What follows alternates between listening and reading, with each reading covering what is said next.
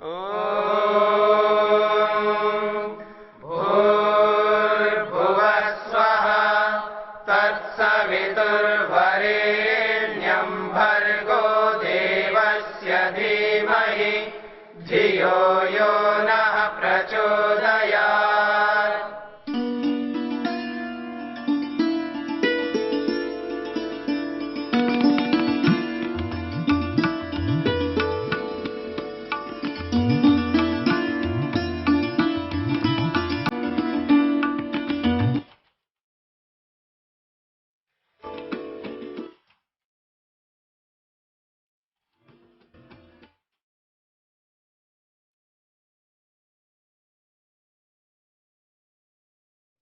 ओम।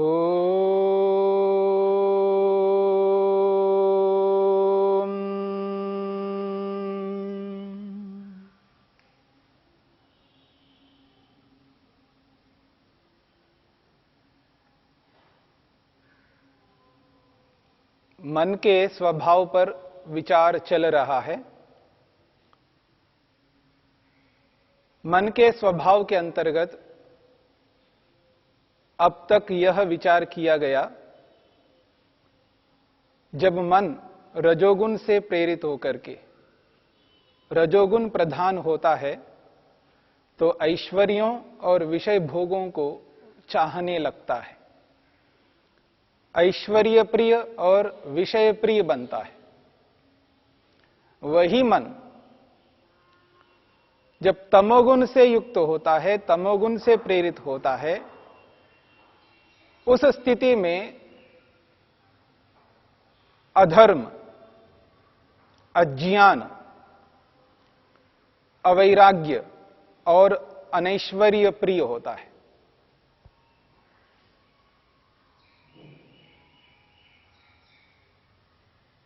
और वही मन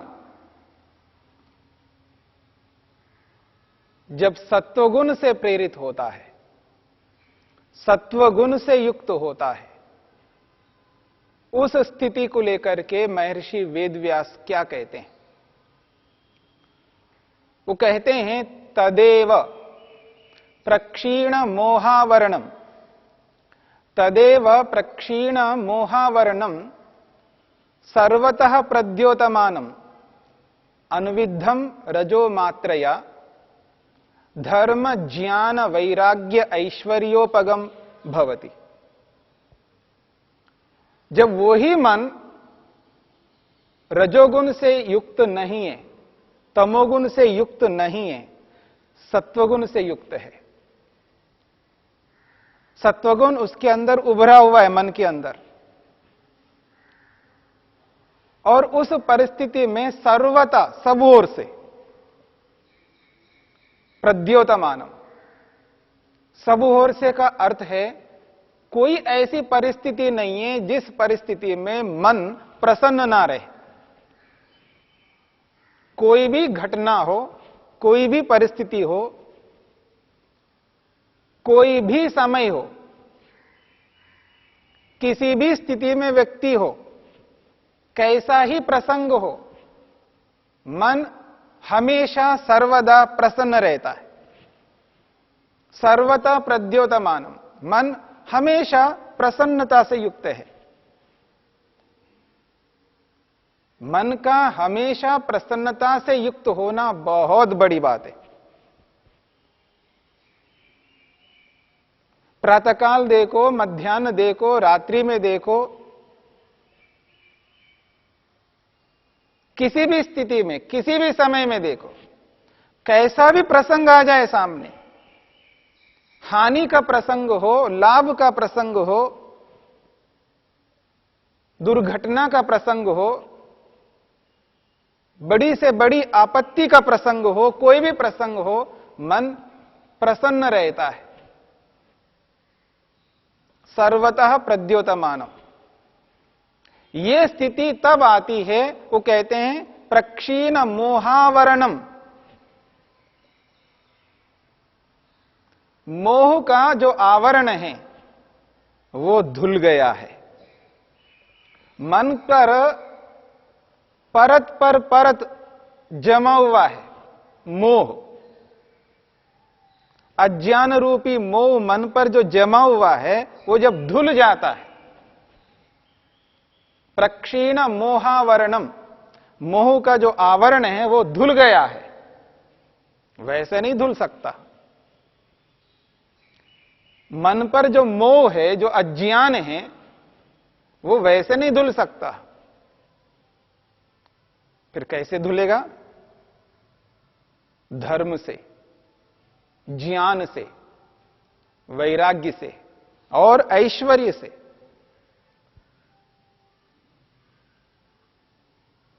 जब तमोगुण से युक्त होता है तो अधर्म से युक्त होता है व्यक्ति। तमोगुण जब उभर करके आता है मन में, तब वो अधर्म से युक्त होता है, अज्ञान से युक्त होता है, अवैराग्य से युक्त होता है और अनैश्वर्य से युक्त होता है। उसका उल्टा है यहां पर। जब सत्वगुण से युक्त होता है, सत्वगुण उभरा हुआ होता है, तो धर्म से युक्त होता है। ऐसा कोई व्यक्ति नहीं है जिसको दुख नहीं मिलते हो, दुख प्राप्त नहीं होते हो। दुख तो मिलते ही रहते हैं, पर उन दुखों को भोगता हुआ व्यक्ति दुखी होकर के भी उन दुखों को दूर करने का प्रयास वैसा नहीं कर सकता जैसे एक सात्विक व्यक्ति करता है। दुखों को दूर करने का जो साहस है, बहुत बड़ी बात है। संसार में जो दुख मिल रहे हैं, उन दुखों को दूर करने का जो साहस करना है, वो साधारण बात नहीं है। साधारण सी बात होती तो सब कोई, हर व्यक्ति कर लेता, सभी नहीं कर पाते। दुख को दूर करने का साहस, और वो जो दुख है जो अमूमन दिखते नहीं है। हाथ कट गया तो दुख हो गया, वो तो दुख दिखेगा, वो तो तुरंत दूर करने का साहस करेगा व्यक्ति, उसके बिना वो जी नहीं पाएगा। लेकिन जिसमें वो सुख देख रहा है, जिस किसी में भी वो सुख देख रहा है, और उस सुख के साथ साथ बहुत सारे दुख उसको होंगे, उस सुख में जो दुख देख रहा है, उन दुखों को दूर करने का साहस इस स्थिति में सर्वथा प्रद्योतमानम की स्थिति में आएगी। जब व्यक्ति प्रसन्न होता है, उस प्रसन्न अवस्था में धर्म काम कर रहा होता है, ज्ञान काम कर रहा होता है, वैराग्य काम कर रहा होता है। उस स्थिति में वो इस बात को एहसास करता है, मैंने जो दुख भोगे हैं, दुखों से दुखी हुआ हूं, दुखों से पीड़ित हो चुका हूं, संतप्त हो चुका हूं। दुखी हो करके व्यक्ति ये एहसास करता है, अब इस दुख को दूर करना है, इस दुख को हटाना है, भगाना है। तब उसके अंदर वो साहस उत्पन्न होता है कि ये जो न दिखने वाले दुख हैं, वो कहां पर हैं? सुखों के अंदर है।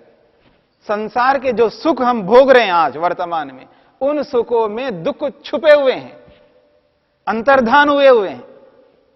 सुख में दुख है। संसार का कोई भी ऐसा सुख नहीं है जिस सुख में दुख ना हो। उस दुख को वो सत्वगुण के कारण से, सत्वगुण के उभरने के कारण से, सत्वगुणी बन करके, धर्म से युक्त होकर के, ज्ञान से युक्त होकर के, वैराग्य से युक्त होकर के उन दुखों को दूर करने का साहस व्यक्ति करता है। इसलिए वो कहते हैं प्रक्षीण मोहावरणम। ये जो मोह का आवरण है, मन के ऊपर जो पर्दा आया हुआ है, आवरण का मतलब पर्दा है। मन पर जब पर्दा आ गया तो वो देख नहीं सकता, और देखता हुआ भी वो नहीं देख पाता है। आश्चर्य की बात है, ऐसा नहीं कि उसको दिखता नहीं है। कुछ ऐसे भी पर्दा आप सामने लाओ, आंखों के सामने, कुछ ऐसे पर्दे होते बिल्कुल नहीं दिखते हैं, लेकिन कुछ ऐसे भी पर्दे हैं तो पर्दा भी और दिख भी रहा है, और वो जो देख रहा होता उसको देखता हुआ भी नहीं देख पाता है।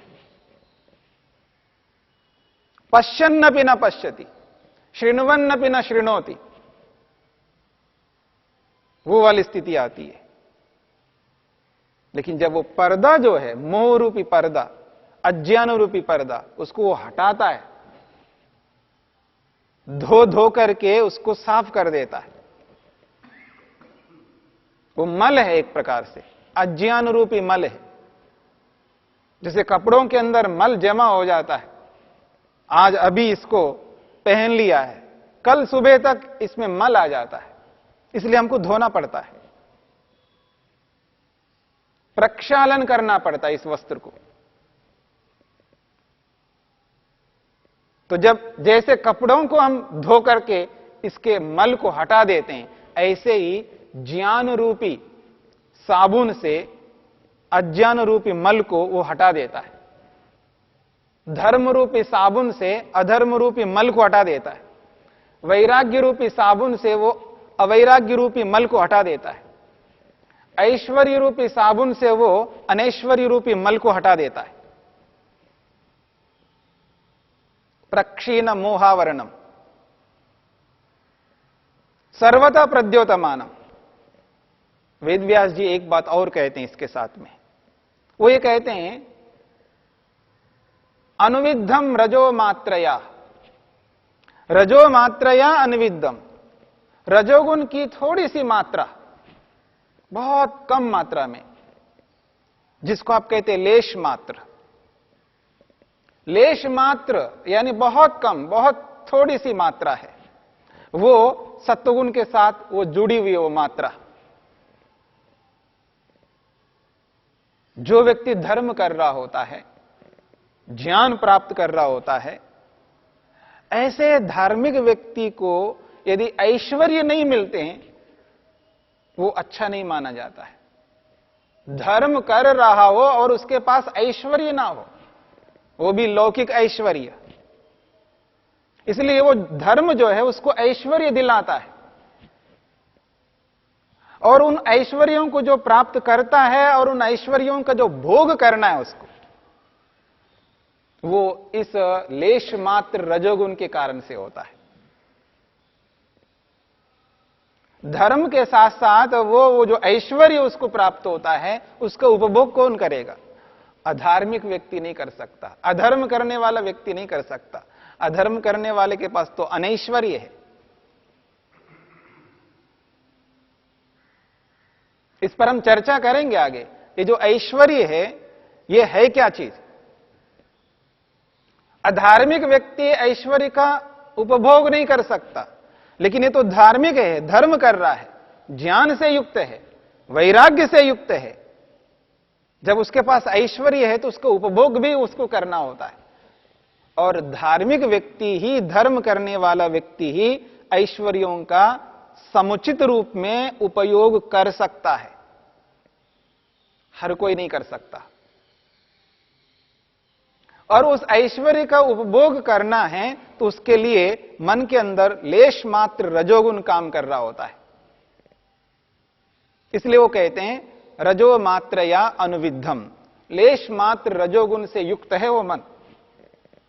इसी कारण से वो ऐश्वर्यों का उपभोग कर पाता है। अगर वो भी नहीं रहे मन के अंदर तो याद रखना, वो ऐश्वर्यों का उपभोग नहीं करेगा। अगर वो लेश मात्र रजोगुण नहीं है मन के अंदर उभरा हुआ, तो वो ऐश्वर्यों का उपभोग नहीं करता,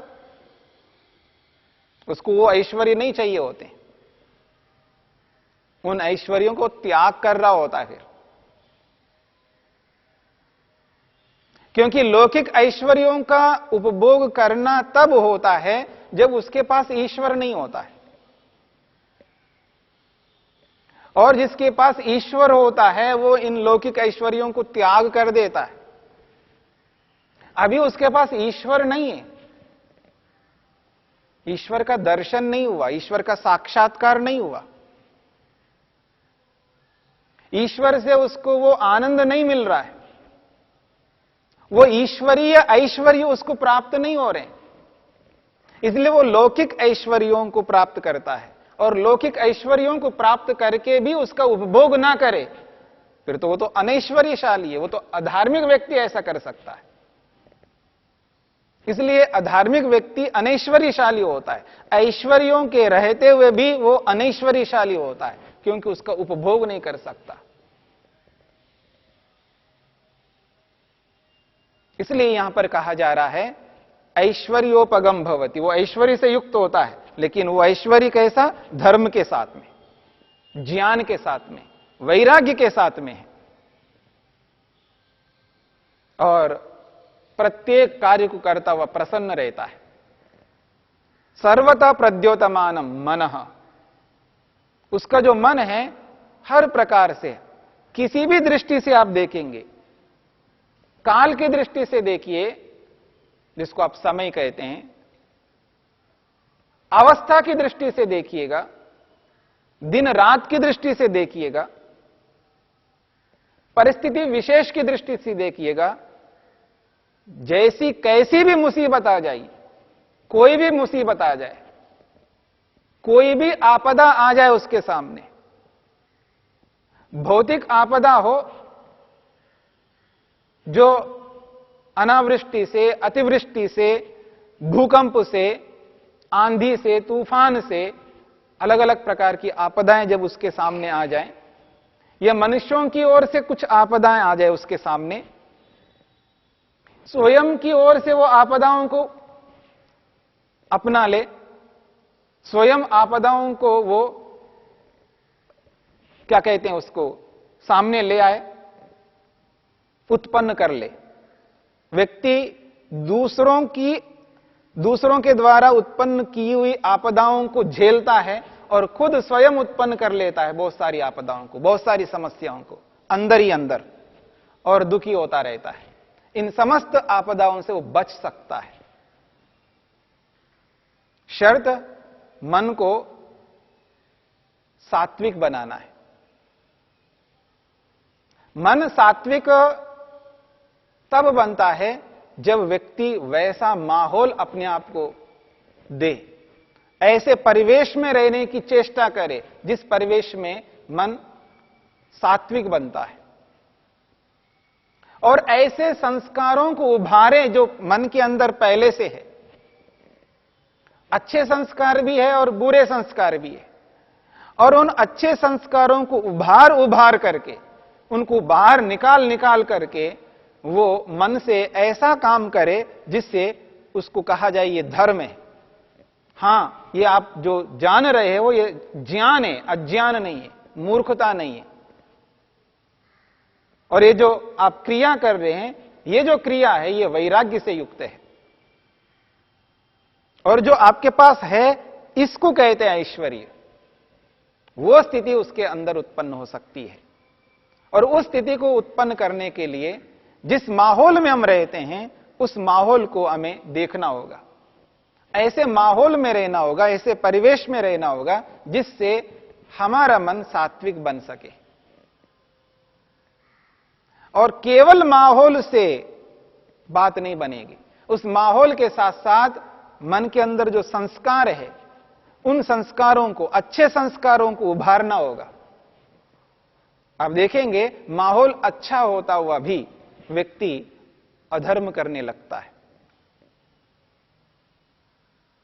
आप अनुभव करेंगे, बहुत अच्छा माहौल है, उस अच्छे माहौल में जहां स्वाध्याय हो रहा है, जहां वेद पाठ हो रहा है, जहां हवन हो रहा है, उस अच्छे माहौल में भी व्यक्ति अधर्म इसलिए कर रहा होता है क्योंकि उसने बहुत सारे कुसंस्कारों को उभारा हुआ होता है। इसलिए अच्छे माहौल के साथ साथ सुसंस्कारों का होना आवश्यक है।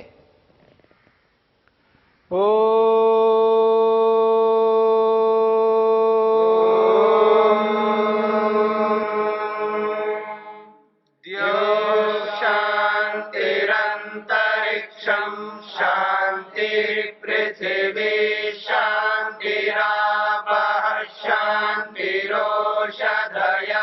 शांतिः वनस्पतयः शांतिर्विश्वे देवा शांतिर्ब्रह्म शांति सर्वं शांति शांतिरेव शांति शांति